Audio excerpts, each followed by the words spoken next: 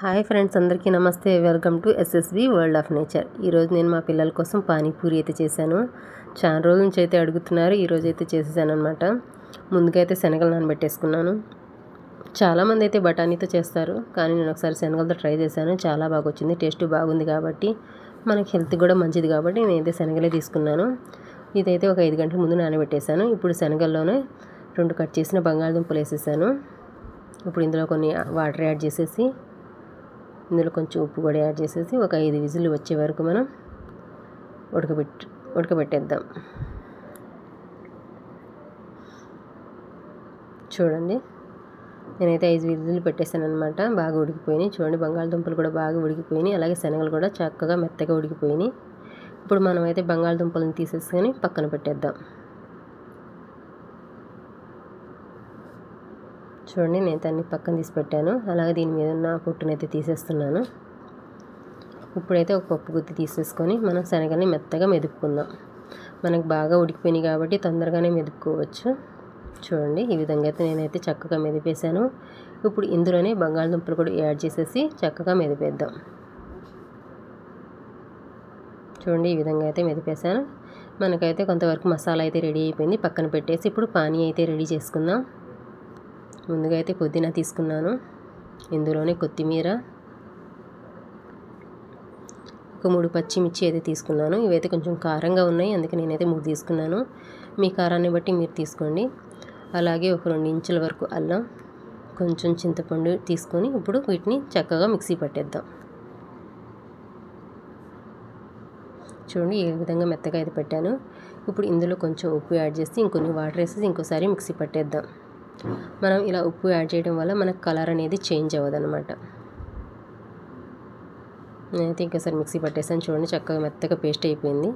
ఇప్పుడు ఇందులో కొన్ని వాటర్ పోసేసుకొని మనం వడగట్టేద్దాం. మనకి ఎంత కావాలో అంత వాటర్ అయితే తీసేసుకోవచ్చు. చూడండి, నాకైతే సరిపోయింది ఈ వాటర్ అయితే. ఇప్పుడు ఇందులోనే రుచికి సరిపడా ఉప్పు, కొంచెం చాట్ మసాలా, కొంచెం ధనియాల పౌడర్, అలాగే ఒక అరచెక్క వరకు నిమ్మరసం పిండాను అనమాట. నేనైతే చింతపండు తీసుకున్నాను కాబట్టి ఇందాక కొంచెం తీసుకున్నాను నిమ్మ చెక్క అనేది. అదే మీరైతే చింతపండు వద్దనుకుంటే ఒక నిమ్మకాయ తీసుకుంటే సరిపోయిద్ది. చూడండి, మనకైతే పానీ అయితే రెడీ అయిపోయింది. ఇప్పుడు పక్కన పెట్టేసి మనం ముందుగా మెదిపి పెట్టుకున్నాం కదా బంగాళదుంప శనగల మిశ్రమాన్ని, అదైతే ఒక గిన్నెలో తీసేసుకుంటున్నాను. ఇప్పుడు ఇందులో సన్నగా కట్ చేసిన ఆనియన్స్, తురిమి పెట్టుకున్న క్యారెట్, కొంచెం కొత్తిమీర, ఇప్పుడైతే ఇదంతా ఒకసారి కలిపేద్దాం. ఇప్పుడు ఇందులోనే కొంచెం ఉప్పు, కారం, మన టేస్ట్ తగ్గట్టు కారం అయితే యాడ్ చేసుకున్నాను. ఇప్పుడు ఇందులోనే చాట్ మసాలా, కొంచెం ధనియాల పౌడర్, కొంచెం గరం మసాలా అయితే యాడ్ చేశాను నేను. మీరు కావాలంటే ఆమ్చూర్ పౌడర్ ఉంటే మీ దగ్గర ఆమ్చూర్ పౌడర్ అనేది యాడ్ చేసుకోవచ్చు. ఇప్పుడు ఇదంతా ఒకసారి బాగా కలిపేస్తున్నాను.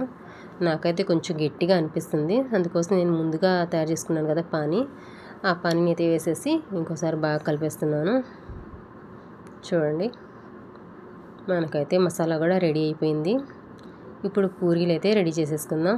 నేనైతే డీప్ ఫ్రైకి సరిపడా ఆయిల్ని అయితే తీసుకున్నాను. ఇప్పుడు ఇందులో పూరీ వేసేసి ఫ్రై చేస్తున్నాను. నేనైతే రెడీమేడ్గానే తెప్పించాను అనమాట. పిల్లలు ఎప్పుడు అడిగితే ఎప్పుడు చేసేయచ్చు కదా అని చెప్పేసి.